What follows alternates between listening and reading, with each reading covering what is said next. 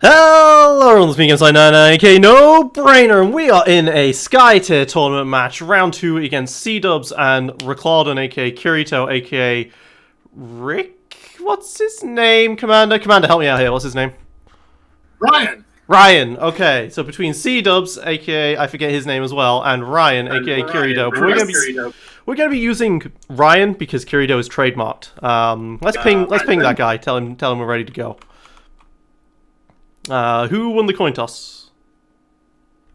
Kirito, Ryan, excuse me, of course we don't want to get censored by trademarks. Ryan won the coin toss. He did not tell me who he was picking, though. Okay, so does this mean that they're still deciding on who? Okay, so we've got Ryan is going to be playing with the first turn. He is playing a Goldblum Shalavi Estrider Telecol Brilvar, so he's playing mostly Leothans. Blue heroes, which are all about pushing, and they have some very powerful 2-mana spells, which going first gives you access to effectively the Hearthstone coin, right? So that'll be helpful for that. Starting out with Astrida. Astrida. We have official pronunciations for those at this point, right? I think it's Astrida. I think they made it sound the Y. It sounds like a long E sound. Okay, so he's going with Astrida to start with, who has the 3 presence on her, which is that 2-cost spell that we were talking about. And the response from cdubs, who is playing a mostly green with a chemo deck, is not going to be Takali. He was thinking about it. Given the potential for some frenzy action, I bet that he'll probably keep Akimo and Neliclin for later part in the draft, but I would expect him to either bring out something like Akla or Ishatosk, perhaps, for the first round. Oh, what a beautiful pronunciation of Ixatax. I just learned that too from the pronunciation guide. It's like, of the 5 different ways I pronounce that hero, that way was not one of them. So we've got Astrida, who has already been picked, whilst cdubs is still thinking about it. We have the 3 battlefields here. I should actually be using the overlay instead of zooming in, but we have Skytear Master, Obstinacy, and Right Breach, which is 2 control victories, and then an Obstinacy, which is killing enemy heroes, but it's a pretty slow kill enemy heroes one, since you've got to kill them, wait for them to respawn, and then kill them again. So Astrida sounds really good for that, to me, at least, for controlling the Right Breach and Skytear. Yeah, the lack of killing objectives, I think that really doesn't help cdubs. I agree.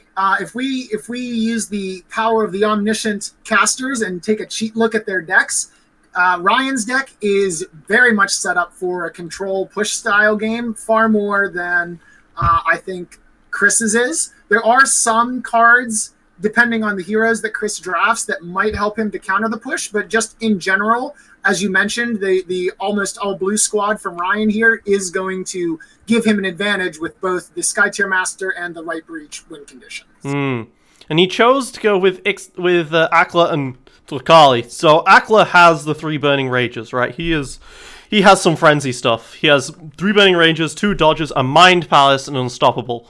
So he is looking to be the frenzy damage dealer in a way. And then Takali has Bewitch and Call the Pax for some minion summoning. So he's brought his 1 minion summoner around, but he's on the left breach. It's on the left lane. I think that in that case, the idea there is we use Takali more as a defensive option to prevent Ryan from winning with Right Breach, as opposed to actually winning by Right Breach himself. Freyhel and Shalavi came out for Kirito, goddammit, Ryan. It's gonna suck. Okay, so Freyhel had all the healing on her. Shalavi has all the disarming. He's got 6 disarming cards, which is interesting because he isn't green, but he's running 3 Crawling Darkness, which is a green card. And finished up with Golbjorn, who is not Brilvar. Brilvar is one of the most powerful blue characters in the game, and he's not playing that. He's instead playing Brilvar, who has the 3 Granite Skins, 3 Rampant Hatreds, all about the skirmish damage. So this deck is actually outputting a decent amount of damage, potentially, between Freyhel's healing, which does damage to people, because of Mistress of Withering, and Shalavi and Golbjorn's skirmish. He's looking to potentially just win a long game war of attrition with these characters. Not to sound too conceited here, but I think he saw the value of the Bulldozer that you and I unleashed on him in the 2v2 practice get around and thought, you know what? I'm going to try that for myself. I mean, if we're just pointing this out, all 4 of those heroes are the 4 heroes we wrecked them with in the 2v2 match the other day, which was not recorded. It was purely a practice game, but we did run Frail, Estrada, Golbion, and Shalavi to great effect. That's the Blue Blob. Shout-outs to Smells for showing us all the power of the Blue Blob. Ugh, I hate the Blue Blob. And then we've got Akimo and Nelliclin, which I said this might be how he runs it before the game started. So Nelliclin's interesting. He has 3 Nature Reclaims on him, which is draw cards, very control-y, but also -1s. Then he's running Akimo, who has 3 Strength over Pains, which provide Frenzy. So now he's got 6 Frenzy cards, plus 2 Unstoppables, sorry, 8 Frenzy cards, but a lot of -1s. So only really Akimo and Akla can do the damage since they flip to choose the best. But the damage output they are going to provide is going to be pretty significant. Yeah, looking at the combined total here, based on the champions that have been drafted for Chris's side, you expect actually to flip -1s based on the total numbers that are averaging out here. There's a lot of zeros, a lot of -1s, and so the double flip is definitely going to be essential to try and get the extra damage on your attack options. How do I mute all stuff? This is very strange. So, in my... There it is. Okay. So, people saw a bit of my private life there, very briefly. Okay, now this isn't going away. What? Okay. I have this giant overlay button in my way, but it's not for you. But, yeah, so my Discord was like, hey, even though you're in streamer mode, I'm going to start showing all of the text notifications. It's like, god damn it. Now I've just got this really stuck thing, so that's interesting. Is there any way for me to just... Okay, there we go. Got rid of it. Alright, finally. None of you guys have any idea what that was, because none of that was showing up on the recording. Hooray! Secrets! What's happened? What's happened? We've got an Estrada. She's moved out. What's happened? Estrada does basically the Estrada standard opening. She moved, worshipped, killed off a minion, and then I expect we'll probably see her use her passive ability to spawn a minion as well. Alright, and interestingly, so a way that a lot of people like to play with Estrada is to have a different character go first in order to worship onto Estrada so that she gets her ability off without spending that action point, meaning that Estrada could then move in, kill the minion, spawn a minion, and then lead afterwards. And it is on the right breach lane, but he's worried about Takali setting up very quickly, so he just wants to do that immediately to stop any chance of Takali, who can block and defend minions from damage. And that's, I think, again, what we kind of discussed during the draft mode, is that Takali may not necessarily be there to, in the draft, that is, she may not be there to help win via right breach, but rather just be a defender to protect against losing from right breach. Oh my god damn it. Now I have Steam notifications. No one has notified me on Steam for so long, and then all of a sudden... Alright, do not disturb mode. Okay, great. So, we have Takali. He's decided to activate Takali. He's moving up with Takali. Is not using the... there it is. There's the move. There's the worship button pressed. So he's going to defend this one last minion with Takali. Now what's he going to do? Because leading would mean that he's at an advantage here in this lane by 1 point. But it's not hard for someone else to come in and then lead themselves. Defending against an Estrada is really hard. And she's in the cover hex, so she can't be seen right now. So there's the lead from the hand. Okay, lead from hand comes out. That's probably a 3. So you're looking at 1, 2, plus 3 on Takali. So that's 5 versus 4 on Estrada. Well, even if he wins by 1, I mean, only 1 minion's going to die from here. But it is the breach lane. Defense. So now the question is, do we start contesting the dome, or do we go to the other? Nope, we're going to contest that side over there. It looks like it's Freyhill is going to make her move and get in on this action as well.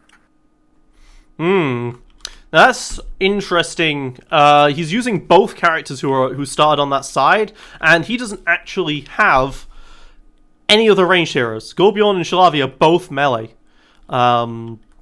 So I think what he's going to try and do is set up a typical Blue Bob situation where he defends the dome and the one side, the one lane, the breach lane, and he's just going to completely ignore the other lane, which is his opponent's breach lane, so that could be quite risky. I'm so proud of him. He learned everything from us. The difference was we didn't have a breach problem last time.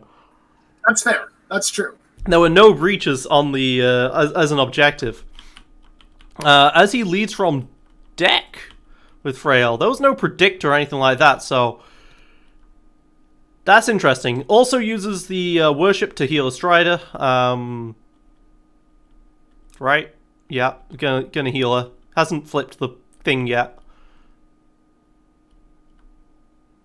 Good. There's a fair amount of 2 and 3 costs in the deck based on the heroes he's drafted. Of course, there are 6 1 costs, and with Freyhill 2 from Brilvar, and then the Mind Palace. Alright, so it looks like Kirito has completely missed the fact that he can heal a Strider because the Strider took damage at the start of the game, and unfortunately we cannot intervene with this because this is a may effect, not a required effect to heal a hero. So he clearly chose not to heal. As Akimo runs straight up with the skirmish, smashing straight into a Strider. Bet a Strider wish you had that extra 2 health right now. He attacks a Strider as well. And this is Akimo, right? So this is going to be 4++. That through the eyes is going to be very, very helpful to stop this disarm play. Oh, and 2 -1s. That's what we were just talking about. He's running 9 -1s in his deck right now. Is it 9? I think it's 9 -1s. And yeah, that'll happen sometimes where you just, even though you're picking the best between 2, you're still going to hit 2 -1s. Wait, no. He's playing 12. Wait, no. I'm looking at the wrong deck. God damn it. You're correct. 9. Yeah, 9. I am correct. I was doing the math real quick. There's 3 each from Akimo, Talaki, and Melikli. Mm-hmm. Alright, Shalavi is going to be played. So Strider took only 2 damage from an Akimo attack. That is pretty pathetic. Shalavi doing a dance around Golbjorn. Interesting they decided not to activate Golbjorn first, because that would have saved him 2 whole movements right there. Actually, it would just saved 1, but still. I wonder if the plan is to end with Shalavi shapeshifted and then potentially boost Golbarn for a skirmish attack. That's what it looks like he's doing right now. Estrida and Shalavi are both providing Golbjorn, so Golbjorn now has +2 on the skirmish damage. And Takali and Akimo have set up in such a way that Golbjorn, with his own Ursine Rage ability, could hit both of them with a skirmish. Indeed, and particularly because it doesn't require a target, so even if you stay inside the dome, doesn't matter. You can take a swing and still hit both of them. Ooh, there's a potential tell going on right here. We have Kirito, Rick. He is currently hovering over the Skytear Flux. He might be thinking of whether or not he wanted to presence, flip that Skytear Flux and do a presence on Shalavi, which wouldn't have been a terrible idea. It would have guaranteed that he wins Dome with this round, or at least draws it. But then again, if Golbjorn's going to be doing his massive attack against Akali Akimo, that's going to be 2 characters in the dome anyway. So maybe he doesn't need to waste his presence. It seems like Akla is not going to be going into the dome. Yeah, I think at this point Chris realizes that the dome is probably going to be Ryan's. So Akla's just going to start knocking off that demonic possession. Akimo's ultimate has been flipped on killing a creep. That is a lot of damage. That is 6 damage that just got thrown onto a creep instead of a hero. You hate to see it. You have to make a statement against the minions. Put them in their place. Wait. And also the 1000th ritual. Double ults! Ow! Akimo flips 2 -1s. Akla flips 2+3s. Ouch, on the minion. You hate to see that. You hate to see that. You do not have a lot of good pusses in cdubs' deck. He has a lot of -1s. What he cares about most is playing cards that do a lot when you play them, not necessarily when you flip them. And then his good flips are going away. He's thinking about it. Does he actually want to flip against Shalavi? He's not sure. You don't take the damage from the retaliate, because it's only against a target adjacent. Okay, he flips it, +2. Boom, 2 damage to Shalavi. At least he gets that off. But imagine if that was 6 damage to Shalavi right there. Yeah, that would have been rough. And now the thing too now is we have to see with Golbarn. Golbarn will be able to do the two heroes AoE swipe with his attack, but now Akla is sitting in the dome. Shalavi may decide to go and try and kill him starting in round 2 and start setting up for the obstinacy victory condition. Yeah, I mean, the Akla hasn't led, but if Golbion does do that double swipe, he is gonna... Wait, no, Shalavi led, so he'll be fine to do that. Oh, he is... not worshipping. Okay, he was thinking of worshipping Frail, but Frail is 4 tiles away, so he can't do that. Shalavi is also standing directly in Golbion's way. So he's doing a leapfrog. Shalavi leapfrogged over Golbion, Golbion leapfrogged over Shalavi. And now he's worshipping Frail, because now he's in range. That is a lot of skirmish damage, but he has no one to apply it to.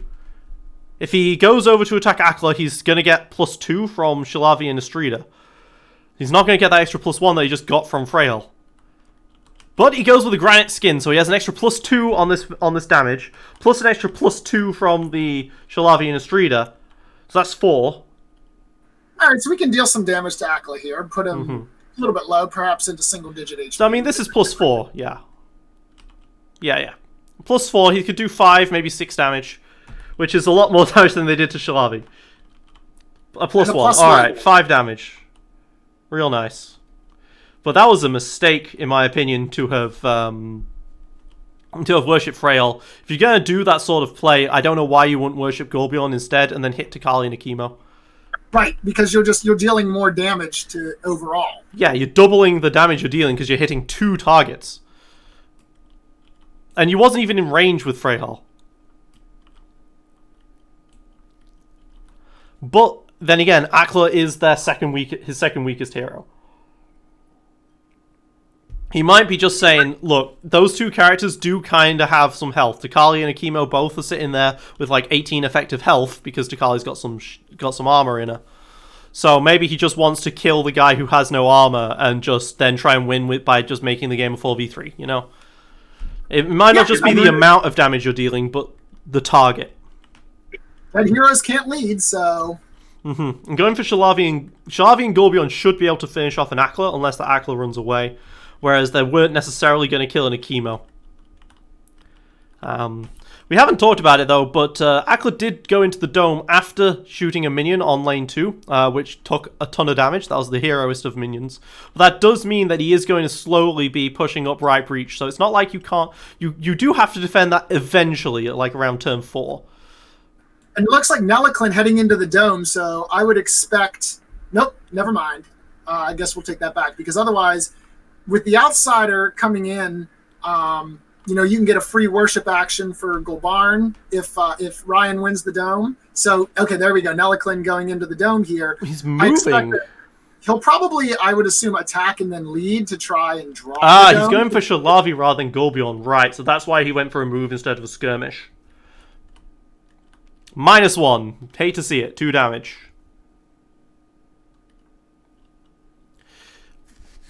That is one other interesting thing as well about having worshipped Frail. He could have always waited until the very end of the activation to worship Golbion, and then he'd have Shalavi's revenge ability on Golbion so that he couldn't have been attacked from Akla. But it looks like that cdubs doesn't want to fight him in the first place. And a lead from hand. Yeah, so he's trying to draw the dome. Yeah, that makes sense. I mean, it is Skytear Master after all, which requires you to win the dome 3 times. But you are looking now, we have 3 cards in hand for Kirito here, for Ryan here. But he did only lead from the deck, so that could be always just a +1. We're looking at a difference value of +2, and the deck was a Dance of the Predator. That's a +3. It's an ult, which kind of sucks, but there you go. So it's 3 against 3. So that means you are winning by 2. It means the creep dies. You can push forward the token 2. Placing it there, that is interesting, because if you placed it 1 to the left, you wouldn't have had both characters within range of the pillar. This way he can place... Okay, he is doing that. He is moving that. Okay. because putting it here means that you have to put a minion over here, which means that there's not 2 minions adjacent to the pillar for Takali to defend with. Right, and again, that was the whole point of I think drafting Takali and sending her down that particular lane, was use her as a defense against Right Breach by using the ability to absorb damage to enemy minions that are adjacent to pillars. All right. Okay, he didn't forget. I thought we might have to remind our players for a second there to place minions, because I think Ryan here is not used to having 3 minions and then having to put an additional +2 minions at the start of the game, which is great. Meanwhile, on lane 2, the classic push is happening. The 2 minions. The 2 minions beat the 1 minion, and now it's going to be 3 minions to 2, which is still not enough to kill a tower. But, you could always... 4 minions to 2, sorry. But you could always swing Nalkun around, and then, Nalkun and Akla could potentially take down this tower on this turn if there's no defense coming out from his opponent. Yeah, actually, that's not entirely a bad idea. Although, the thing to be careful of is that Ryan's Right Breach would resolve before Chris's Right Breach, right? Because of the order of the control zones. So therefore, Chris has to make some sort of a defense against his tower. As long as he stops the Right Breach from Ryan, then he could simply, as you mentioned, slip Nelikla Nakla over there, pick off a couple minions. The control token is within range now, so all you need is a +5 or a +7 victory swing there, or get rid of the minions and then have +5 swing. And Right Breach is Chris's at round 2. It looks pretty bad for cdubs right now, but this is where his deck comes online. He has a lot of 2-cost abilities. He has Mind Palaces. He has Strength Over Pain, which is really good if you're playing 2 of them in one turn. Dodges, Bewitchers, Call of the Pack. Call of the Pack over here would be really good to even out that minion count more. So we'll see. We'll see how this goes. He has given up a lot of +2 modifier bonuses in order to have this very powerful round 2. And I'm looking forward to seeing it, as Gulbion is the first one activated from Ryan here, who is flipping the Skytear Master. Is this a rampant... This is a rampant hatred! So he has +2 from... Oh, he's moving. Okay, so he has +2 from Gulbion and Shalavi, both being shapeshifted. He has an extra +2 from Rampant Hatred. So this is a 4 damage skirmish on 2 very squishy heroes. Yeah, he went and he sacrificed the bonus damage that he would get if he was closer to Freyhill and Estrida, but he's gone after 2 squishy targets. And there's a definite chance he could kill both of them in this activation. Yep. Well, there's a +1. There's a +1. That's what you need. That's what you need to see. So that's 5 damage to both of them. He can do another 5 damage, and then he can attack. Is there no dodges from cdubs? There's nothing. Nope, there is nothing there. Oh no. This is Nalkun and Akla just dead here. That's sacrifice. That's another +1. One thing we should bear in mind as well, that even though cdubs is playing the more aggressive deck, he has all of these -1s, whereas his opponent Kirito, he's got +2s and +1s in this thing. And dead heroes can't lead. They also can't do minion control duty. So the plan for controlling the Right Breach victory now slipping away, because there goes hero number 2. He has a single card that is a 0. Everything else is +1, +2. So he knows that this +3 is going to kill. This 3 attack is going to kill. He has to draw his Chasm. That's the only card that's a 0, and it's not the Chasm. The Chasm is already gone. So that is Akla and Neliklin dead. He's going to draw. He's going to have 8 cards in his hand now. 2 heroes dead. Only 2 heroes left alive. This Akimo has to do something really good right now. If Akimo doesn't cut down at least 2 heroes, then I think that Right Breach victory occurs. At this point, you just send in Shalavi and Estrida to do minion control, and then Chris has no way to defend the minion overload. We just saw a 14 and 10 damage, so 24 damage was just dealt there with Gorbjorn. Actually, 1 overspill damage. So 22 damage was dealt there from a single Gorbjorn at the very first activation of round 2. That is why Gorbjorn is powerful, and you've got to be aware of that. As Akimo goes for the attack, but there's a Snowblind disarming the Akimo. Oh no. This is going to be quick. Yeah, the Tsukimo's attack damage is now halved. He is disarmed. He is not. He's almost certainly not killing Estrida. If he had if he had double strength over pain, he was killing Estrida. He does not have. He cannot necessarily kill her now, as these -1s are going to come in and make this even worse. Watch now. These are both going to be -1, just to make this even worse for the guy. He's figuring out the interface. Alright, come on, flip those. +1 and 0. Okay, so that's a 3.5. Wait, no, that's not 3.5. It's 6 half to 3. It's 3 damage, so 2 damage goes in. Ow! Akimo has done 2 damage twice. Oof, that's rough. That is not what you bring in Akimo for. No, not at all. And, is he going to remember? Shalavi can cause Estrida to do 1+ to Akimo in response. Let's find out. It looks like he's going to forget.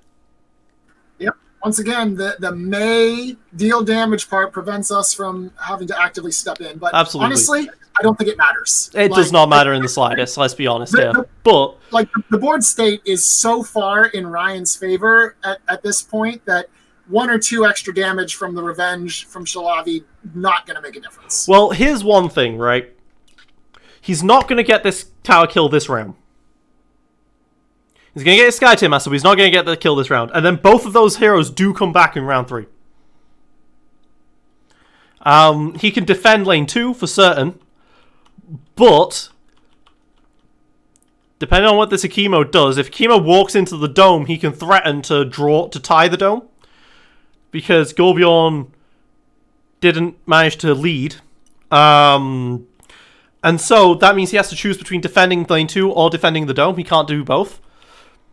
And if that's the case, Estrida and Freyel, he can't do both if he also has Estrida and Freyel pushing up this tower. Right.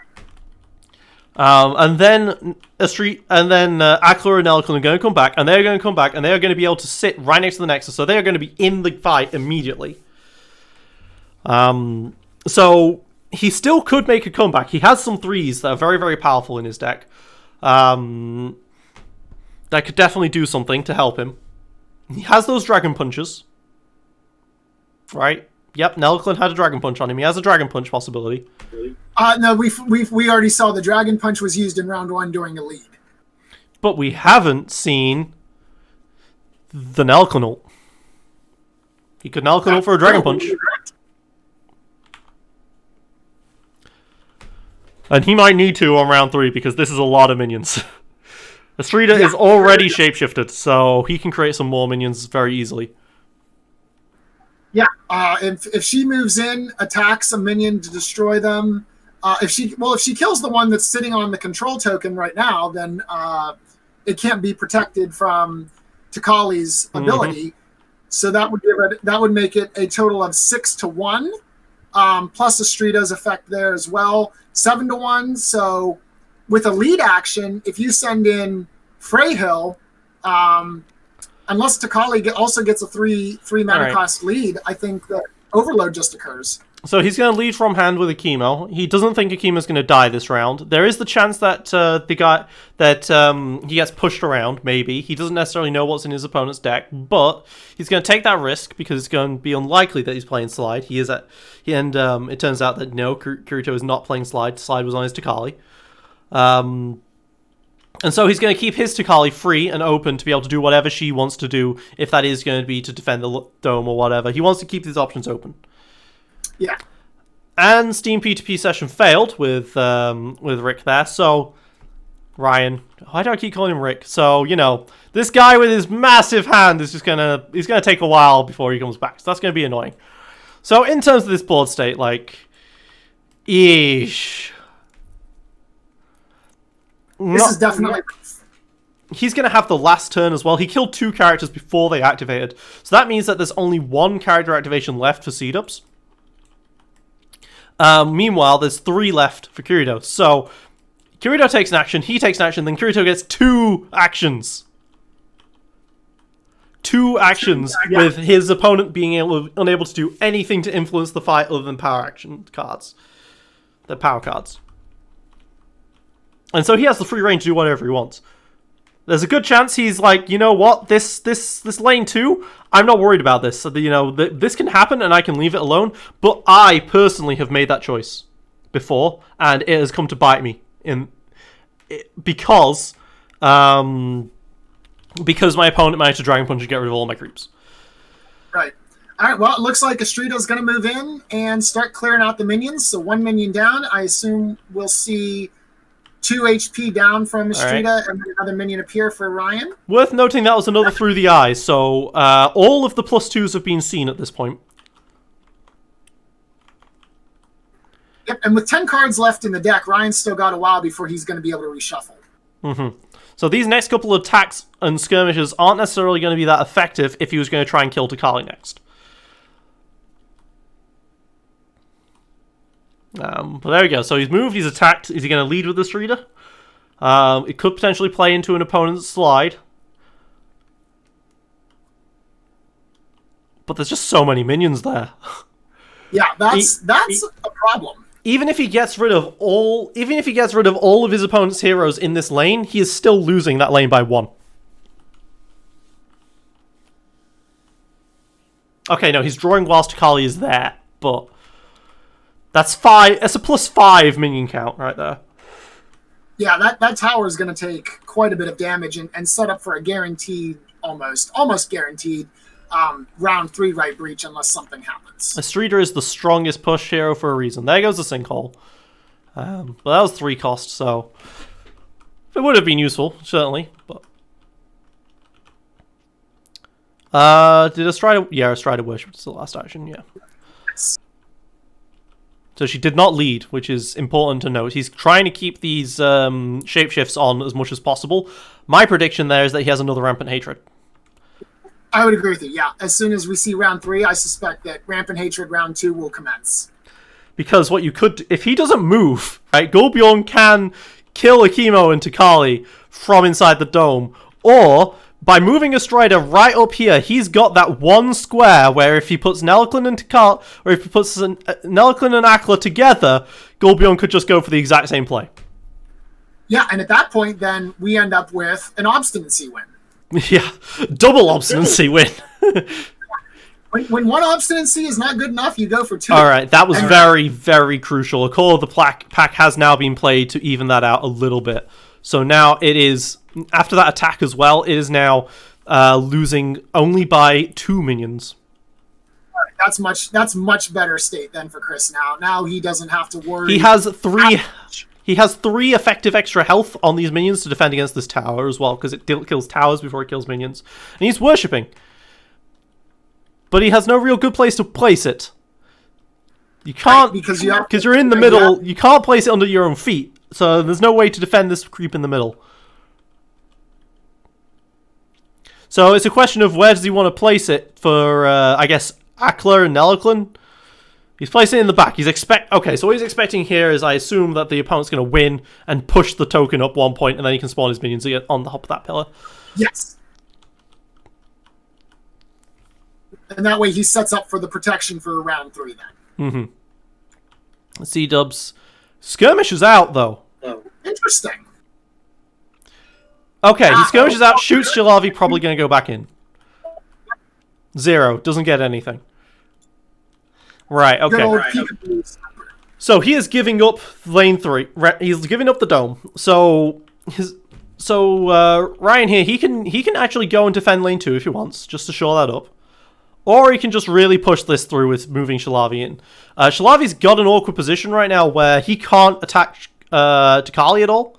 He can go and attack Akimo with a skirmish, but then he's going to be out of range of the lane 1. But he can move Frail first, and then he could move and skirmish and get within the range, I guess. It's not easy. It's not easy to try and attack these guys. Yeah. Now, one thing to note, though, with Freyhill, he could be looking to use a little bit of magic, I guess, to weaken Akimo, and then set up for a Shalavi assassination. Might be an option. Mm-hmm. Alright, Frail's going to activate first. Remember, he has 2 turns in a row, so not going to have any problems here. He still has 7 cards in hand.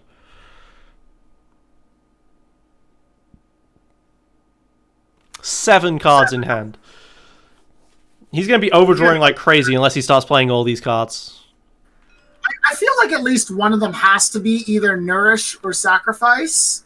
You'd think. And so, given that is shapeshifted, she can use that to either heal her ally or damage her. Well, there's a Sacrifice card. There's a Sacrifice, yep. Also, worth noting as well that the Mind Palace was flipped last turn, and that is the only Mind Palace in his deck. So it doesn't have to worry about any Gorbjorn Mind Palace stuff. Skirmishing, attacking Akimo again. Okay. So my prediction is your prediction, that he's going to kill Akimo. He's going to really try and kill Akimo here. Flips that +3 Feral Vitality. That's exactly what you want to see for Ryan here. If he kills... He didn't lead with Takali, right? So if he kills with Akimo, that's the lead gone. That is correct. But he needs a Nourish or a Shelter Nourish or a Sacrifice here in order to be able to actually kill Akimo, because 10 damage is a tall order even for a Shalavi. That +3 really helped. With no Frenzy, and without a Sacrifice or Nourish, I don't think that Shalavi has killed. He's remembered Astridas at least to provide that disarm. So Akimo's going to be disarmed again. Poor guy. And he worships. And move the wrong and flip the wrong hero to the side, but it's fine. What are you doing right now? Wait. Yeah, what?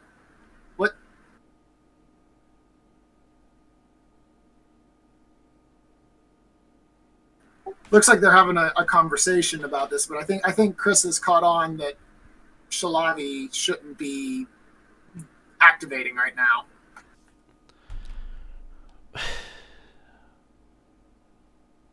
And he's dead. Okay. I'm gonna be like, why? Why are these guys being healed right now? Yeah, the only healing power would have come from either Freyhill's cards or her ability, but... Freyhill herself is 5 tiles out of range! Yeah, that's the other thing. Yeah, so that doesn't even make sense either. What is going on here? Is it that Shalavi was supposed to be at 14 from the first place and was moved to 12 accidentally? I don't know. But, like, what's going on here?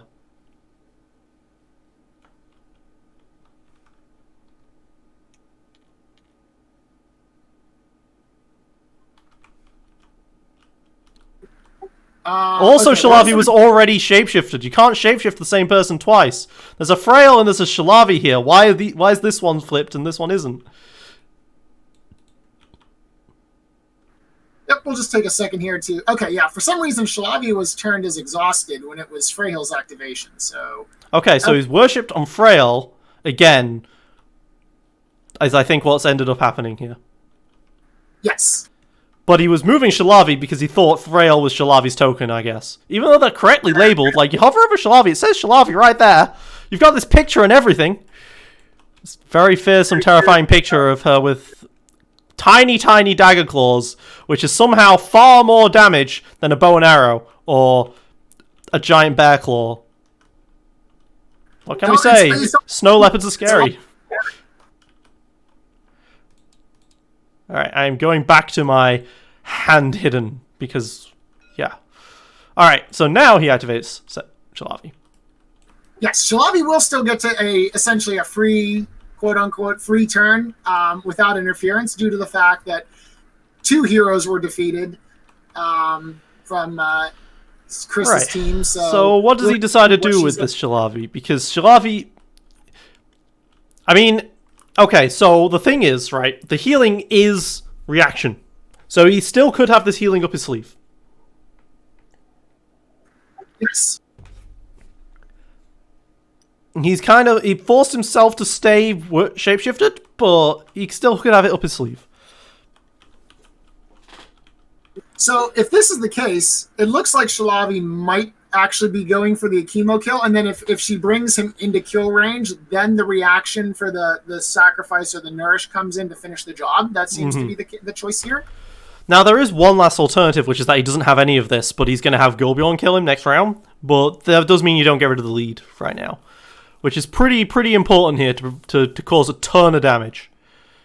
Yeah, if Akimo lives versus Akimo dying, like, that's a difference between a tower scratch versus the tower in shambles. I mean, without the tower, yeah. I mean, it's only minions dying, right? I don't think he even hits the tower without Akimo's death. And there goes Kirito again. All right, don't worry, guys. This is normal. His internet is just really, really bad. Yeah, because none of Chris's heroes other than Akimo have led, but none of Ryan's heroes, period, have led. So, and Shalavi, where she's positioned right now, is out of range of the control token. So unless she uses like a skirmish action and then a lead, if Akimo lives, well, he just skirmished over to here. But that's actually a very interesting point. Again, Frail worshipped rather than led, which is what I was expecting to happen. So he can't skirmish, attack, and then lead with this character. Because he's out of range. So he's given up a lead on lane 1. With 7 cards in hand. I'm curious to see, at this point, I feel like you have to do a card dump. Like, there has to be something you want to play, otherwise you're going to have to discard down.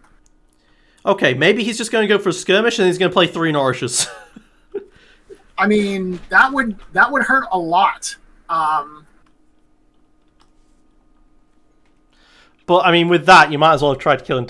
Well, no, I guess Akimo led. Kali didn't. The pillars don't really matter. No, they don't. Not where they're positioned. You know, I've been trying to think of it for the last, 2 minutes. If you can think of this joke, let me know. But there's got to be a joke somewhere about Kirito and lag and Alfheim and, all that stuff. There's got to be a joke there somewhere, but I'm having a really hard... I know the form of the joke, but I don't know the punchline or what the words are. So if you want to give it a go at some point... If he was the one that was having heroes defeated left or right, then we could blame it lag. But unfortunately, he's the one doing the killing, so the joke doesn't quite as well. Well, no, because if we go meta, right, the Sword Art Online Abridged uses "This is War," which specifically has in its lyrics "To the left, to the right, we will fight until we lag out." It's a true story. There we go. If this wasn't the form I was expecting this joke to take, but we had a joke, and that's what matters here.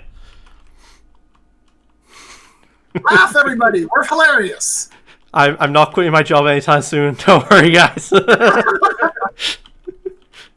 Listen, at least you weren't the person that said, "Please applaud us." Like there was one time I was watching a panel that had some kind of discussion, and one of the panelists was trying to be funny or something, and someone actually quite just said, "Please applaud." It was super awkward to watch, and I'm like, all right, you know what? I'm suffering from secondhand embarrassment. No good. I remember one of that where they specifically people were applauding too much, so they specifically said, "Stop applauding. We'll let you know when you can." And then they did the whole speech and said, "Now you can applaud." And then someone on Twitter just took the "now you can applaud" part and just put it on the internet and was like, "Oh my god, this asshole."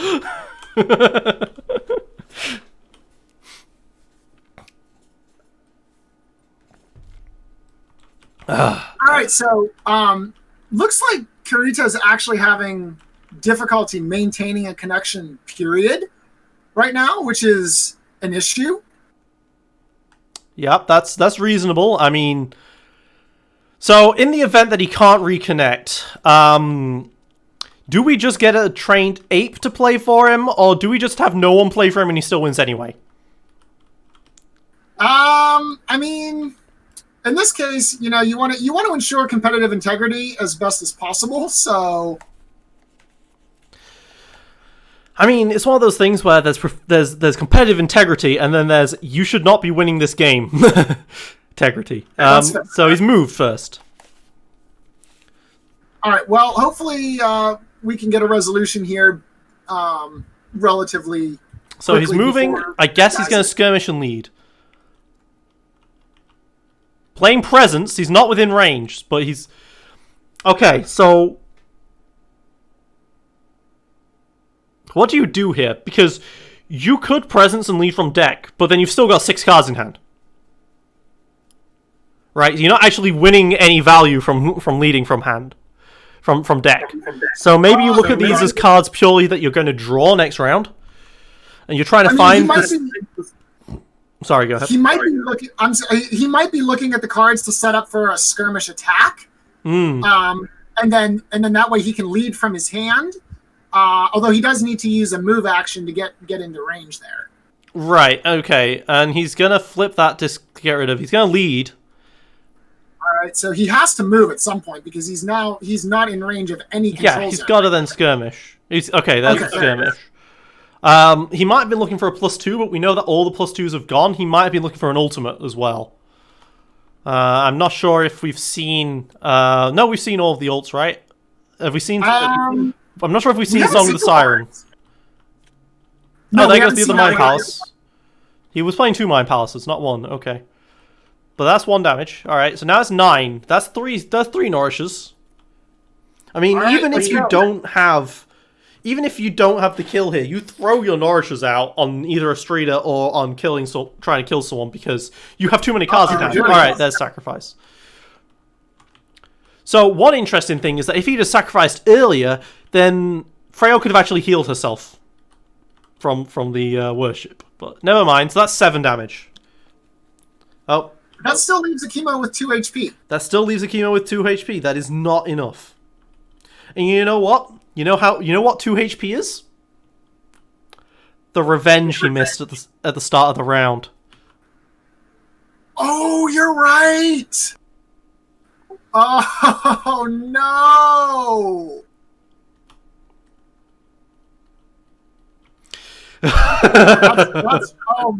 Oh my, that's rough. So that's going to be a beautiful thing to talk about at the player interview. I'm gonna let you handle that one, just because I'm not good with. Because I'm a lot meaner. Yeah. You would have done this. Yeah, I'm just a really mean person. So, all right. So, the Coma Toxin had to be played. That's awkward because Coma Toxin would have been pretty helpful to help fend this off on the next round. Yes, do a little bit of damage to Astrida, and then she's within KO range, just gone. Alright, so they've worked it out from the lead with Ice Wall, which we was all expecting because presence. And, yep, so 1 tower shot. I really do like, though, that there is almost full coverage of minions with the pillars, at least. There's only 1 tile that is not going to be... No, wait, there's 2 tiles that aren't going to be covered by pillars. Never mind. But he's got enough that he can do another Call of the Pack and still place them on tiles that are defended by the pillars. Yeah, from a rather aggressive opening in round 1, Chris has done a really good job of preventing the right breach from happening. Well, he's really tried. Yeah, I mean, delaying, I should say. It's not necessarily a foregone conclusion. But yeah, because I mean, you're still looking at that. But if he has a Dragon Punch, he can't get rid of. He can get rid of up to 5 of these. He can't even stop them all. Yeah, he can drag. There are positions he can Dragon Punch and hit 5 of them, which will bring it down to 2 minions. Mm-hmm.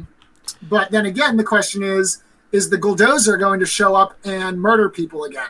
Exactly. There's also in lane 2, like, it's unfortunate that it's lane 2, right?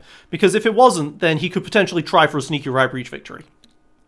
Ooh, now this is interesting. See, I would have thought Ryan would have positioned the outsider unless this is a rule that I'm forgetting where you can't block the respawn points. You can. You absolutely can. I have won league games with that. Yeah, because if he would have moved the outsider up 1 more, then that would have forced only one of them to be able to respawn in this contested lane over here. The other one would have had to respawn in the control lane number 2. That's true, but I think he actually wants them to try and have them respawn together. I think he wants one person to be on this front so that Golbjorn can potentially come in and kill. Well, the other thing too that I didn't realize was by putting the outsider there, you can just kill a chemo right now. Yes, you can kill a chemo right now, but I would have potentially put it next to your own Nexus so he's not blocking anything, because blocking things is actually bad for you right now when you have 4 heroes. It's going to block you more than it's going to block them. Golbjorn's going to have a really hard time getting in here. If he'd instead spawned it next to his own Nexus, he could have killed a chemo, done another worship on Golbjorn, so Golbjorn gets his worship and drawn a card. Then again, drawing a card right now. Yeah, it doesn't, you know? Probably not important. Instead, he attacks. Who did he attack? Did he kill a minion? No. I don't know. He used the attack action to kill a chemo, and then. Oh, okay. I thought he did a push and then an attack. Okay. No, I don't believe he used the shockwave. All right, so he drew a card, and I don't know what his third thing with this guy was. Because, you know, a shockwave might have been nice to push Tikali away, but... And then she's just got Estrida, Frail, and Shalavi beating down on her when she's not in a cover hex. Alright, Nalklin...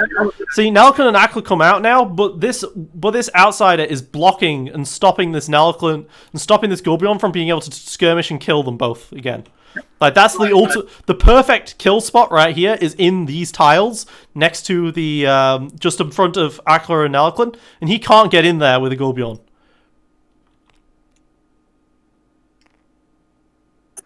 With obstinacy, you only need to kill one of the heroes twice. So right, but even killing one of the heroes twice, like you still need to get into that tile to kill that hero because he can't get line of sight. He can't get line of sight from where he is. The dome is blocking line of sight.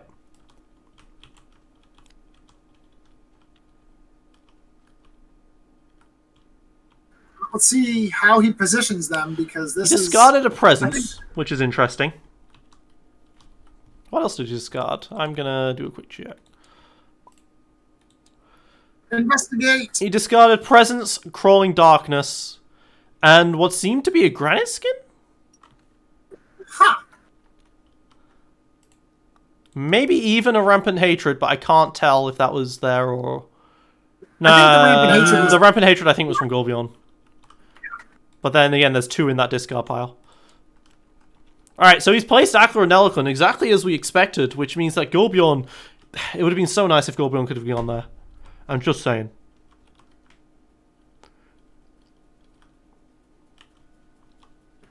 And with no slide or anything, it's not like Gilbarn can just, you know, push them around and reposition them as he wants anyway, so... We'll see what happens, although Estrida's going first again, so I expect her to shoot out minions and spawn yet more minions. Mm-hmm. He might be thinking to himself he needs to actually free up space to allow Golbjorn to attack Tikali, but Tikali, very interestingly, could just run away 3 spaces, right, through the minions, because you can move through minions, you just can't skirmish through minions. And then if he takes that spot, and then Nalklin moves up 1 hex... You're kind of stuck. You're unable to really go into them in the slightest, and your own minions are blocking your own melee heroes from doing attacks. Yeah, that would be an interesting defensive setup. I'm not sure how long it would last per se, but it would certainly create an issue for both Shalavi and Golbjorn trying to get in there and rip apart the squishier heroes. I think it's going to be really hard to get this obstinacy kill right in this turn. I think this obstinacy might not even happen this turn, despite the sheer amount of hand sculpting he's had. Song of the Siren, however, has been played on Tikali, which really sucks for him. So Chris only has 3 heroes this round already, as Akimo needs to rest this turn from being defeated by the outsider. So now he again only gets to play 2 heroes this turn. Mm-hmm.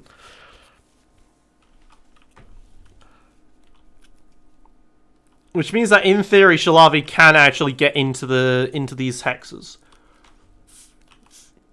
All right. Meanwhile, an attack action with a +1 on the flip, a little bit of damage to Takali, and a disarm. Not that it matters a whole lot. Well, it's a disarm after he's already been exhausted, so that's gonna stick around. That's true. That's a good point. And worship just to heal too. Heal.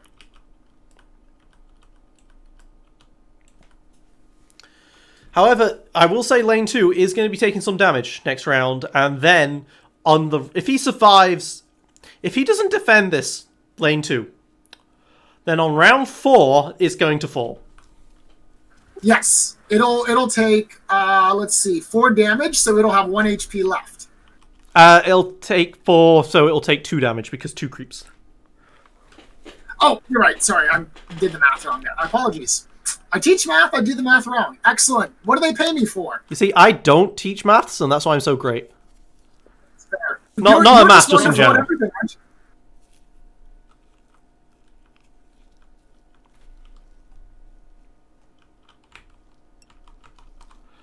Alright, so we are seeing now the Nalaclin Nature Reclaims. Alright, there we go. He has all the cards he could ever want, except the ones that are going to be helpful for him, I assume. Because the problem with Nature's Reclaims is that he already had a hand. So he could have put in a lot of power with Nalaclin, and Nalaclin's ability to play, to refresh his mana. But he's already spent one of those on the Nature's Reclaims, so... Now, Takali can still play cards. She can still play reaction cards. She's just exhausted. Yeah, the thing that we may see out of Takali, well, no, the only real reaction cards that I could see maybe would be a slide. I think we've already seen the Chasm Flip, if I remember correctly, and the Sinkhole as well.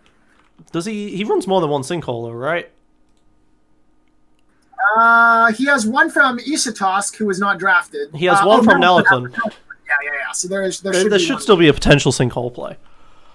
Sinkhole and keeping and pushing all 3 of those heroes back 1 square might be pretty nice as like a final turn. You cannot place that thing there again. You can't place it underneath a minion.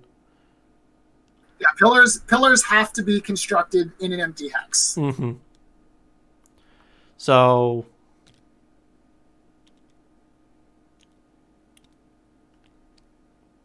Okay, so he's going to get rid of that one instead and move it. That makes sense. Because a pillar that's actually got a creep on top of it is technically more valuable because it's harder to get to that position. Right, because you can pass through minions, you just can't stop on the same square as them. So essentially the minion will... Alright, a Bewitch, that's very important. And he can spawn a minion on top of that pillar. No, he can't spawn on top of that pillar, but that pillar defends that minion. However, okay, so the big brain play, in my opinion, there wasn't actually to kill that minion. I think he should have killed the other minion that was next to the pillar, because Nalaclin can play hero cards as if he was in that hex. Okay. And he should have killed that minion instead, so that way there was still one of their minions on top of this pillar, which is 1 square that Shalavi cannot walk onto. Shalavi can now walk onto that square and potentially hurt Nalaclin. Ah, you're right. That would have been a good idea. But he's strength through painting to get Frenzy so that he can clear out some more minions. That's the poorest of man's Dragon Punch here, so he clearly does not have Dragon Punch, which is unfortunate. And there's the other Sinkhole gone. I was looking through the deck. In total, the entire draft has 2 Dragon Punches. Zackle has one, and Nalaclin has the other Dragon Punch. We saw the Dragon Punch be used as a lead already, so there's no Dragon Punches to be found yet. We haven't seen the ultimate yet, but with only 3 cards left in the deck, he probably realizes there's nothing to use. Yeah, my guess is he's going to exhaust the deck and then use Consulting the Heart next round. Mm-hmm. Well, yeah, suddenly there's a lot of minions that are being cleared up. But it cost Nalaclin 2 hit points. Well, as we said, Nalaclin is actually fairly safe right now. He can't be targeted by either of the melee heroes because Akla is in the way, the Outsider's in the way, and minions are in the way, so he can sacrifice a couple hit points on He Nelican. can be targeted, but they'd have to move. So, yeah, if Frail skirmishes here, Shalavi can skirmish, hit into Kali, and then move to then attack Nelican. What was You're right. Yes. Was that? Oh my god, he hit the Feral Vitality again on skirmish. And here comes the sacrifice. Nelican's getting nuked. This Shalavi move is going to be a game. Oh no! There's the Nourish. Nelican. Oh, and another Nourish to get all the game. Doesn't even need the Shalavi move. Death by healing. All of this because he decided to move 1 square forward. He did not need to move 1 square forward this game. Because Nelican's ability would meant that he could stay exactly where he was and cast those power abilities. What are those last 3 cards? Slide, Clear Mind, and Amulet Immobility. None of those are going to have been useful for the Consulting the Heart. All right. Well, with that, then it looks like it is Ryan's victory from Through obstinacy. 2 deaths on Nelican. There's his 1 Dragon Punch. He's so wishing he had it. He was like, I had Consulting the Heart, but I couldn't check the thing. Yeah. Yeah, I mean, this game was pretty much won when Golbion did his attack and destroyed everything, but he was already winning beforehand because of those -1s that Ikimo was flipping. Yeah, that was unfortunate. That double 3 against the creep is just not what you want to see. You have to feel terrible when you see that, and it's like, if I would have done this in opposite activations, I could have done massive damage, and then I would have killed the creep still. Creep only has 1 hit point. Massive damage from the Ikimo flips. Oh well, such is life, I guess. Now they're talking about how he could move Frail and still attack Nelican, because he could have done that anyway. If Nelican hadn't moved up, then Frail could have still done her stuff. She would have had to skirmish, move, and then attack. Yeah, so Nelican would have been dead either way. Mm-hmm. Just for fun, there's the Rampant Hatred card.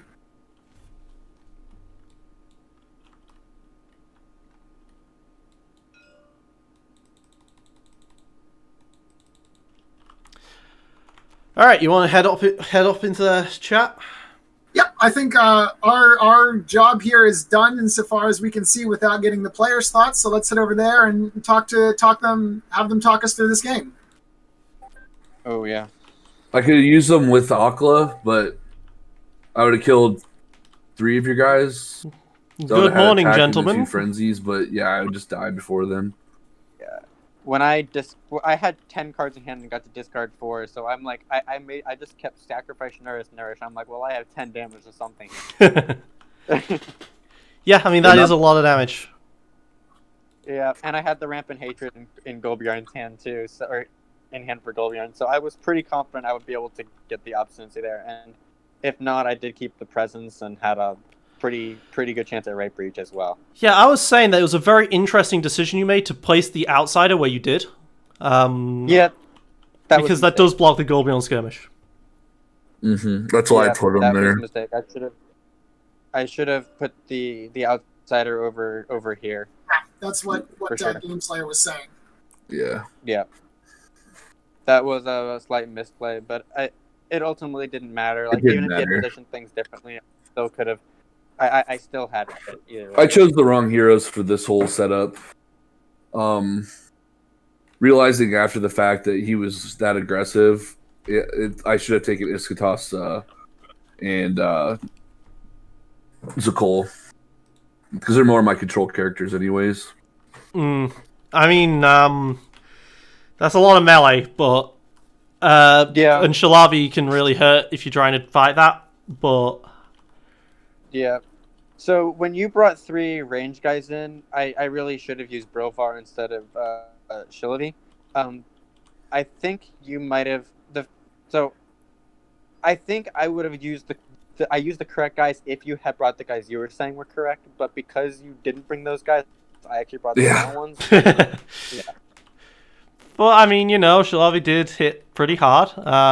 It had to have been completely soul-crushing for you, cdubs, to have flipped those double -1s on Akimo and then flipped the 2 ults on Akla in round 1.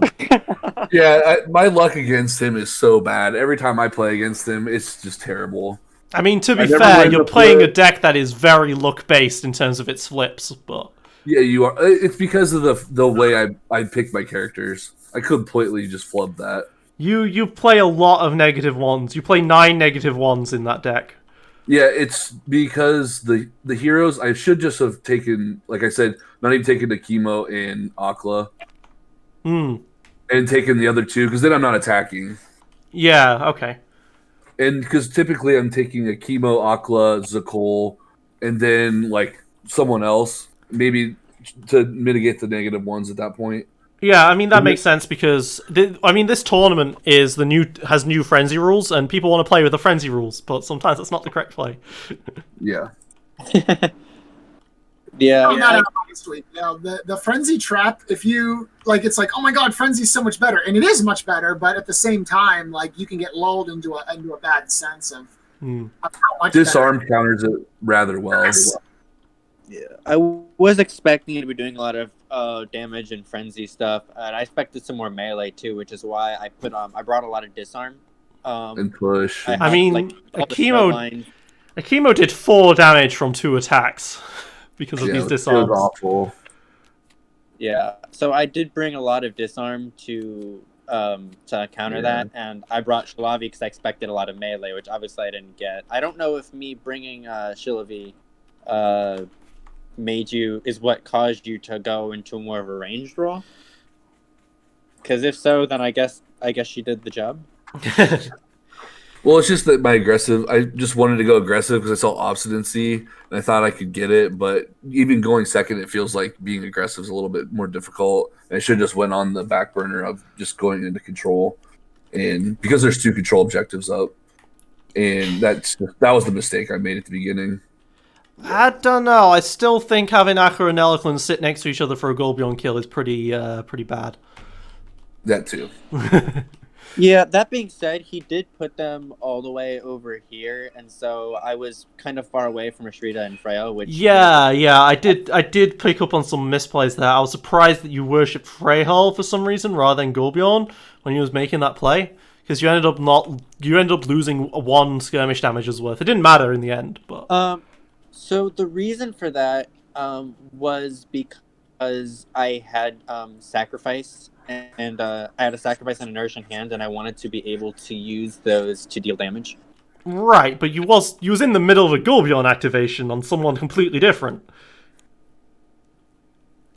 Yeah, but I still wanted to be able to get the damage in, and I... Well, I mean, you did end up having to worship Golbion anyway, but... Yeah. Okay. Yeah. Maybe I should have. I will say I did get lucky. I did not have the Rampant Hatred in my opening hand. I drew that on turn 2. Okay. Yeah, that was a nice play. That was what turned the tides of the entire game. It felt like was just that Rampant Hatred with the flux. I mean, you didn't have a good turn 1. Let's be honest here. We say turn the tides, but you already had some real difficulties with how that Akimo attack ended up. Yeah. I honestly, with the right side, I probably should have just not fought for the middle and just went to the right. That's always so awkward, though. But yeah, you are playing into the blue blob's hands, right? They want to ignore a lane. Yeah, just spread them out more. Which you could have done if you was Zakol or Ixotosk a lot better, yeah. Yes, for sure. Because then I could just tax them back if I needed to support the left side. Can you explain to me, please, Ryan, what happened when you disconnected and you was moving Shalavi's health bar? I just, for some reason, got confused. I thought that I was in the middle of Shalavi's activation instead of Frail's. Okay. Yeah, he confused me too. I was like, I thought you were using Frail. And you weren't far Yeah, we were all confused about that one. Yeah. But Okay. It was a pretty easy switch. I just put the shape shift the other way and got rid of the health and then said Frail heals for 2 even though she was at full health, so it didn't do anything. Okay. Now his connection's fine. So the last thing I want to say personally is that there were 2 missed triggers this game for you, but they were both maze, so we couldn't tell you. Frail missed her healing at the very opening with the Streeter. Yeah. You didn't heal Streeter with Frail? Astrida didn't take damage. She did. She was on 14 health because she'd taken damage. You activated her at the very start. From the passive ability when she's worshipped. Yep, you're correct. I did miss that. And then the other one. So Akimo ended up on 2 hit points after all that, right? And then you had to have the outsider kill him. You missed a revenge trigger, which was the 2 damage needed to kill Akimo. I think we did the revenge there. We'll have to see through the thing then. I'm pretty sure you didn't. I remember he did one. I think that was all I remember was one. Because I think I just hit him once. Because then at that point, because he did the response with the disarm, and then I just backed off at that point. Oh nope, you're right. I did miss one. I believe he did like skirmish and then attack, and I only got it from the attack. Yeah, it was a skirmish. It's the clear mind. Yeah, it was from skirmish. Yep. There's a lot of triggers. They have a lot of abilities that are just the reason why people didn't notice Blue Blob was so strong was because people forgot the abilities existed. It's just like I didn't like the disarm from the Strida is ridiculous. That just counters frenzy straight up. There is a reason why 5 of the 6 most powerful heroes in this game are Leothan. That's what it feels like. She disarms enemies and also is the best pusher. Yeah, that's ridiculous. Also, Ryan, we were talking earlier during the setup. GameSlayer and I are so proud of you for learning from your senseis from the 2v2 match and demonstrating the Blue Blood power. You played all the exact same heroes as we did, man. Well done. All right, well, I need to get going, guys. Good games. Was it actually? That's funny. I didn't even realize that. I was running. Yeah. All right. I'm gonna try to win out, and I'll see you in the top. See you in the top cut. Yep. Sounds good. For revenge. Good luck. All right. The way. You too, man. Good luck. But yeah, I was originally running Korjoff in this list instead of Shilovi, but we did the 2v2 game this week against you two, and I had realized that I had really underappreciated that revenge ability. And as I mentioned, I was expecting him to come with a pretty aggressive frenzy deck with a lot of melee guys. I decided that Shilovi was somebody I absolutely needed for this matchup, so I swapped them out. And it turns out you even forgot some of the revenge triggers. It was great. He's that strong. I played one game late last night, and that is the only time I really used Shilovi, so I'm not surprised I missed those triggers. As GameSlayer said 2 days ago in his stream game, don't play a deck that you haven't practiced with before. No, don't do that. Fortunately, you practiced once, and that's all that it took. All that it took was a single game. Yep. Fast learning. But I still missed a little bit because I just haven't practiced with. Also, I want to say as well that you did show the a better ideology, an ideology that aligns more with mine, because the ideology of cdubs was that he was going to play all these -1 cards, and it wasn't going to matter that he was playing -1 cards because they were going to be really powerful when he plays them, and they were powerful, definitely. But you played the deck and it's just all +1s, and it worked, and it beat the aggro deck at aggro. So yeah. So initially, thanks for shilling me. You're welcome. Initially, I had some more like shoves and stuff in there, but when I switched Shilovi in for Korjoff, I brought in some more disarms, and I took the charms out of Astrida and replaced those with 3D eyes because I figured charm would be pretty useless in this matchup. And that was still +2, so I increased my modifiers a little bit when I brought in Shilovi, and I think that also was very useful. It's super interesting that your deck being a blue yellow green does not run any yellows. Oh, it's a blue green deck. I just have 2 heroes that have yellow. All right, I guess that's going to be it for us as well. Thank you very much for watching. This has been me, Inside99, aka No Brainer, and with me has been RG Commander. Say bye-bye, man. Thank you very much, and we'll see you guys at the next game.